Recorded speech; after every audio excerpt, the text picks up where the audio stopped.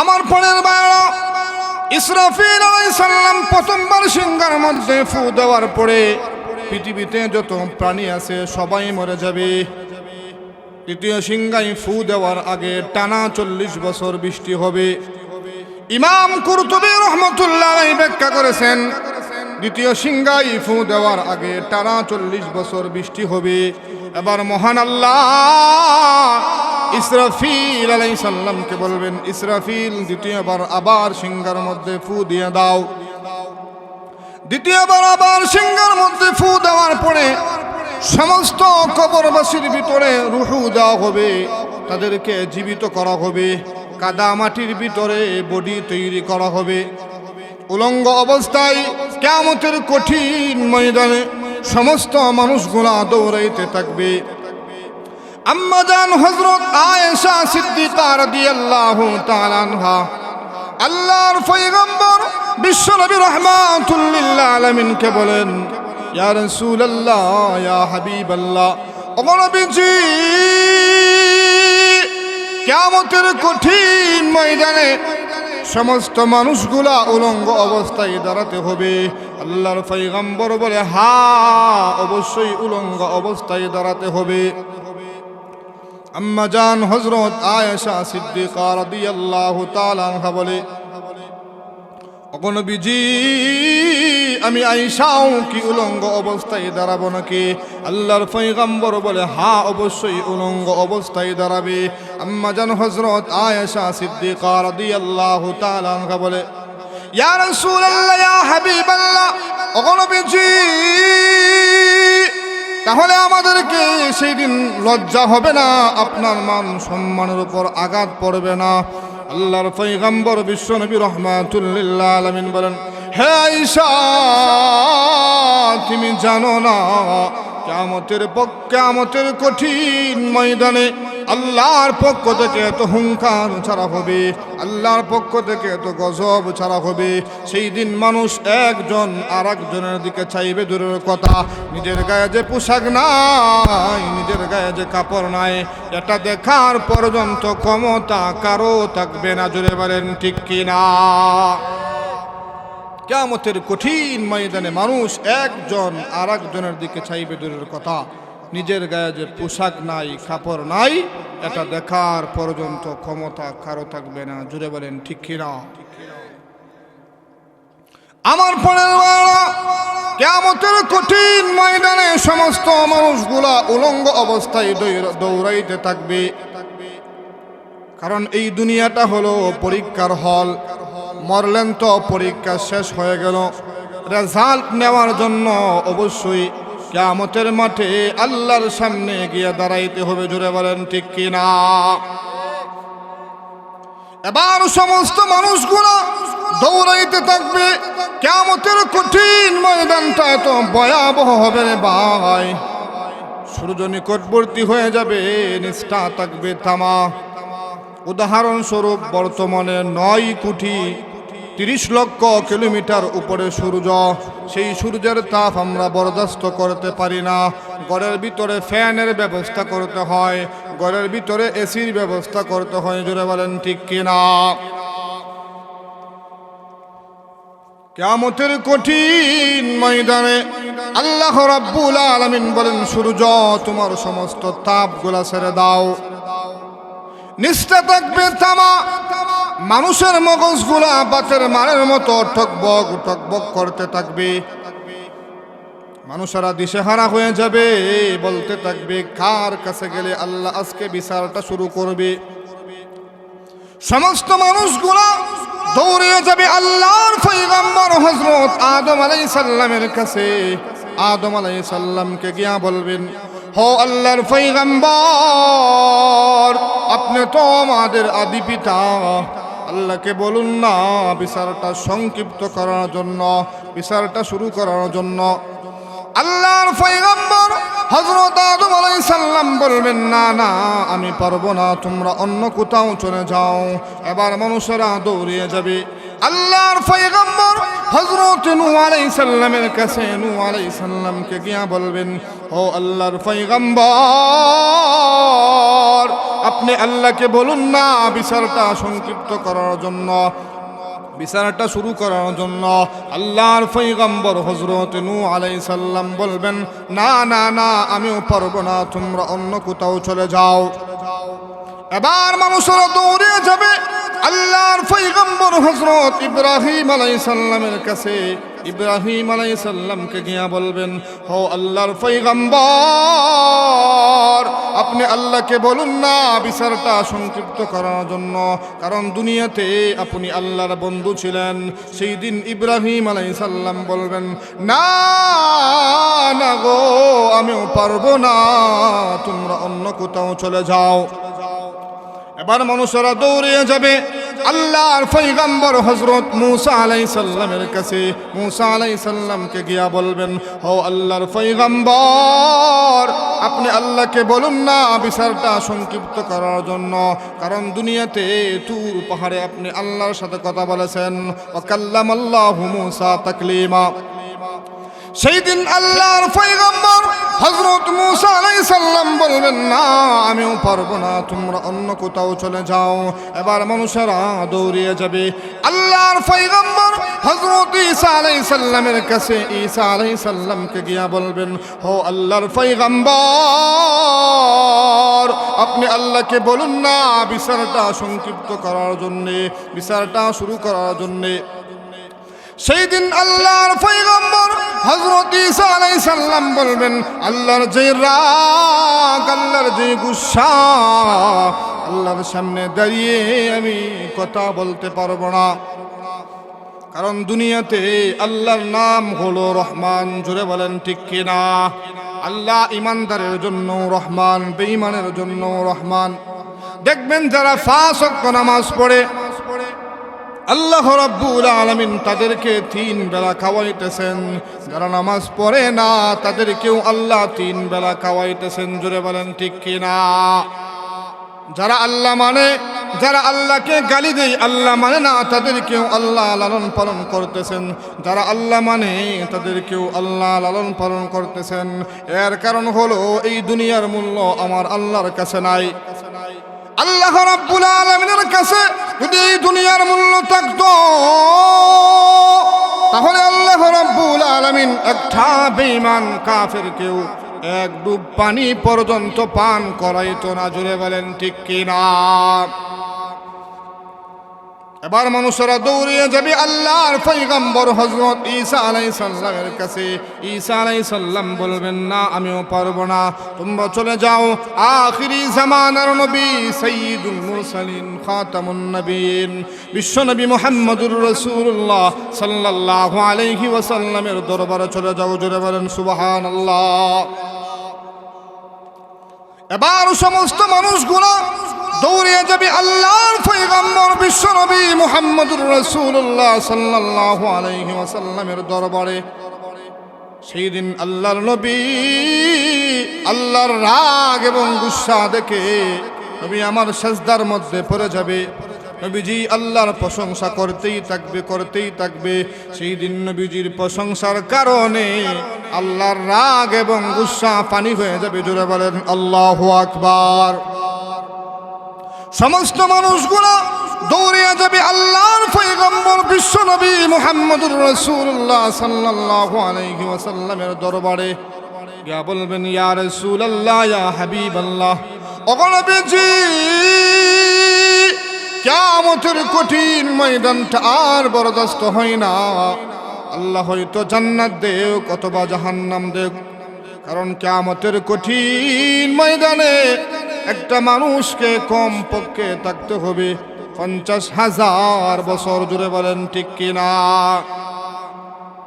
সেই দিন আল্লাহর পয়গম্বর বিশ্বনবী রাহমাতুল লিল আলামিন সিজদার মধ্যে পড়ে নবীজি কান্না শুরু করে দিবেন। মহান আল্লাহ সেদিন ডাক দেয়া বলবেন, ওগো নবীজি, আজকে আপনার কান্নার দিন না, মাথা মুবারক তুলেন গো নবী, মাথা মুবারক তুলেন।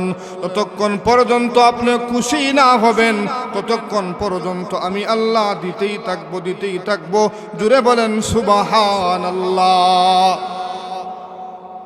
সেই দিন আল্লাহর পয়গম্বর বিশ্বনবী রাহমাতুল লিল আলামিন বলবেন, হ্যাঁ প্রভু, আহকামুল হাকিমিন আল্লাহ, আমার গুনাহগার উম্মতের কি হবে? জুড়ে বলেন আল্লাহু আকবার। ভাই, মুসিবতের সময় আল্লাহর নবী আমাদেরকে বলবেন না, সেদিন আল্লাহ রাব্বুল আলামিন বলবেন, ওগো নবীজি, ওই কিয়ামতের কঠিন ময়দানে আল্লাহর পয়গম্বর হযরত আদম আলাইহিস সালাম থেকে নিয়ে ঈসা আলাইহিস সালাম পর্যন্ত কোনো নবীর কথা বলার মতো সাহস নাই, অনুমতি নাই। কেবলমাত্র আপনি হলেন আমার বন্ধু, আপনি আখিরি জামানার নবী, সাইয়্যিদুল মুরসালিন, খাতামুন নবীন। ওগো নবীজি, আজকে আপনি যা চাইবেন আমি আল্লাহ তাই দিব। সেই দিন নবীজি বলবে, হ্যাঁ মালিক, ওই কিয়ামতের কঠিন ময়দানটা আমি নবী হওয়ার পরেও বরদাস্ত করতে পারি না। আমার উম্মত কিভাবে বরদাস্ত করবে গো? হে আল্লাহ, আপনি বিচারটা শুরু করুন। সেই দিন আল্লাহ রাব্বুল আলামিন বলবে, ওগো নবীজি, আমি আপনার দরখাস্ত মঞ্জুর করলাম, আমি বিচারটা শুরু করব। জোরে বলেন সুবহানাল্লাহ। সেই দিন আল্লাহর পয়গম্বর বিশ্বনবী রাহমাতুল লিল আলামিনের দোয়ার বদলতে আল্লাহ রাব্বুল আলামিন বিচার শুরু করবেন। জোরে বলেন ঠিক কিনা? আজকে আমাদের একদল মানুষের ধারণা হলো, পীরের কাছে মুরিদ হলে পীরেই আমাদেরকে সুপারিশ করে জান্নাতে নিয়ে যাবে। জোরে বলেন ঠিক কিনা? কোনো পীরকে সুপারিশের অনুমতি দেওয়া হবে না। আল্লাহর পয়গম্বর হযরত আদম আলাইহিস সালাম থেকে নিয়ে ঈসা আলাইহিস সালাম পর্যন্ত সমস্ত নবীরা ইয়া নাফসি ইয়া নাফসি বলতে থাকবে, আমার কি হবে? এই জন্য কোনো পীরকে আল্লাহ সুপারিশের অনুমতি দিবেন না। সুপারিশের একমাত্র দায়িত্ব থাকবে আমাদের নবী বিশ্বনবী মুহাম্মদুর রাসূলুল্লাহ সাল্লাল্লাহু আলাইহি ওয়াসাল্লামের হাতে। জোরে বলেন ঠিক কিনা? এবার আল্লাহ রাব্বুল আলামিন বিচার শুরু করবেন। বিচার শুরু করার পরে দল হয়ে যাবে দুইটা, এক দল ডানপন্থী আর এক দল বামপন্থী। এক দলকে আল্লাহ রাব্বুল আলামিন ডান হাতে আমলনামা দিবেন, তারা বিনা হিসাবে জান্নাতের মধ্যে চলে যাবেন। জোরে বলেন সুবহানাল্লাহ। আর এক দলকে আল্লাহ রাব্বুল আলামিন বাম হাতে আমলনামা দিবেন, তাদের ঠিকানা হবে জাহান্নাম। জোরে বলেন নাউজুবিল্লাহ। আমার পরের বার আল্লাহ রাব্বুল আলামিন বিচার শুরু করার পরে দুইটা দল হয়ে যাবে, এক দল ডানপন্থী, যাদেরকে মহান আল্লাহ ডান হাতে আমলনামা দিবেন, তাদের ঠিকানা হবে জান্নাত। আর এক দলকে আল্লাহ রাব্বুল আলামিন বাম হাতে আমলনামা দিবেন, তাদের ঠিকানা হবে জাহান্নাম। যাদেরকে আল্লাহ রাব্বুল আলামিন বাম হাতে আমলনামা দিবেন, তাদেরকে ডাইরেক্টলি ভাবে বাম হাতে আমলনামা দিবেন না। সেই দিন আল্লাহ রাব্বুল আলামিন এই নাফরমানের বুক বরাবর ছিদ্র করা হবে। বুক বরাবর ছিদ্র করে বাম হাতটা পিছনের দিকে নিয়ে যাওয়া হবে। এবার পিছনের দিক দিয়ে বান্দাকে আমলনামাগুলা দেওয়া হবে। জোরে বলেন নাউজুবিল্লাহ। এবার আপনারা প্রশ্ন করতে পারেন, হুজুর, বান্দাকে আমলনামা দেওয়া হলো পিছনের দিক দিয়ে, মাথা হলো সামনের দিক দিয়ে। সেই দিন আল্লাহ বলবেন, ও আমার ফেরেশতারা, নাফরমানের গাঁটটা মস্কাইয়া ভেঙ্গে পিছনের দিকে নিয়ে যাও। পিছনের দিকে নিয়ে যাওয়ার পরে আমলনামাগুলা দেওয়া হবে। বান্দা সেই দিন পড়বে, ছোট একটা গুনাহ লেখা আছে, ছোট একটা নেক আমল লেখা আছে। বান্দা সেই দিন বলবে, আল্লাহ আজকে ইনসাফের বিচার করেছেন। জোরে বলেন সুবহানাল্লাহ। সূরাতুল হাক্কার মধ্যে আল্লাহ বলেন, ওয়া আম্মা মান উতিয়া কিতাবাহু বিশিমালিহি ফায়াকুলু ইয়া লাইতানি লাম উতা কিতাবিয়া ওয়া লাম আদরি মা হিসাবিয়া ইয়া লাইতাহা কানাতিল কাদিয়া মা আগনা আন্নি মালিয়া হালাকা আন্নি সুলতানিয়া খুযুহু ফাগুল্লু সুম্মাল জাহিম সাল্লু। আমার পরের ভাইরা, আল্লাহ রাব্বুল আলামিন যাদেরকে বাম হাতে আমলনামা দিবেন, ওয়া আম্মা মান উতিয়া কিতাবাহু বিশিমালি ফায়াকুলু ইয়া লাইতানি লাম উতা কিতাবিয়া। বান্দা সেই দিন বলবে, হায় আফসোস, হায় আফসোস, যদি আল্লাহ আমাকে বাম হাতে আমলনামা না দিত তাহলে কতই না ভালো হতো। এবার বান্দা বলবে, ওয়ালাম আদরি মা হিসাবিয়া, হায় আফসোস, যদি আমার হিসাব আমি না জানতাম তাহলে কতই না ভালো ছিল। এইভাবে দুনিয়াতে দেখবেন মানুষ সব চাইতে ভয় পাই মরণকে। জোরে বলেন ঠিক কিনা? কিয়ামতের কঠিন ময়দানে বান্দা সেই দিন বলবেন, ইয়া লাইতাহা কানাতিল কাদিয়া, হায় আমার মরণে যদি শেষ হয়ে যাইতো তাহলে কতই না ভালো হতো। ইয়া লাইতাহা কানাতিল কাদিয়া মা আগনা আন্নি মালিয়া। এইভাবে বান্দা সেই দিন বলবে, দুনিয়ার জমিনে আমি সম্পদশালী ছিলাম, টাকাওয়ালা ছিলাম, আজকে আমার সব টাকা পয়সা এগুলা কোনো কাজে আসলো না। জোরে বলেন ঠিক কিনা? হালাকা আন্নি সুলতানিয়া। বান্দা সেই দিন বলবে, দুনিয়ার জমিনে আমি মেম্বার ছিলাম, দুনিয়ার জমিনে আমি চেয়ারম্যান ছিলাম, দুনিয়ার জমিনে আমি এমপি ছিলাম, দুনিয়ার জমিনে আমি মন্ত্রী ছিলাম, আজকে আমার সব ক্ষমতা বিলীন হয়ে গিয়েছে। জোরে বলেন ঠিক কিনা? এই জন্য প্রভাবশালী ভাই যারা আছেন, টাকাওয়ালা ভাই যারা আছেন, সম্পদের গরিমায় গরিব মানুষের প্রতি কোনোদিন জুলুম করা যাবে না। জোরে বলেন ঠিক কিনা? আজকে একদল মানুষ ক্ষমতা পাওয়ার পরে, ছেড়ে বসার পরে ক্ষমতার অপব্যবহার করে। জোরে বলেন ঠিক কিনা? পৃথিবীর ইতিহাসে এই যে আমাদের 2-1 বছর গেছে, সমস্ত আলেমদেরকে জেলখানার মধ্যে বন্দী করা হয়েছে। জোরে বলেন ঠিক কিনা? জেলের ভিতরে সুর, বাটপার, বদমাশ, ডাকাত এরা থাকার কথা ছিল, কিন্তু জেলের ভিতরে হক্কানি উলামায়ে কেরামদেরকে নিয়ে জেল ভরপুর করেছে। জোরে বলেন ঠিক কিনা? এই আলেমদের বদদুয়ার কারণে আজকে তাদের এই অবস্থা হয়েছে। জোরে বলেন ঠিক কিনা? তারা আলেমদেরকে হাত করা পরিয়ে, পায়ের মধ্যে ডান্ডা বিড়ি পরিয়ে, গরুর রশি দিয়ে টেনে টেনে কৌডের মধ্যে তুলেছে। এই ভিডিওগুলা দেখে মানুষ দুটা চোখ দিয়ে পানি ঝর ঝর করে পড়েছে। জোরে বলেন ঠিক কিনা? এই জন্য ভাই, ক্ষমতা পাওয়ার পরে ক্ষমতার অপব্যবহার করা যাবে না। ক্ষমতাটাও অস্থায়ী, ক্ষমতা চিরস্থায়ী না। জোরে বলেন ঠিক কিনা? এইভাবে আল্লাহ রাব্বুল আলামিন এই সমস্ত বান্দাদেরকে বলবেন, ফেরেশতাদেরকে বলবেন, ও আমার ফেরেশতারা, এই বান্দাকে ধর, পায়ের মধ্যে বেরি পড়া, হাতের মধ্যে বেরি পড়া, খুযুহু ফাগুল্লু সুম্মাল জাহিম সাল্লু।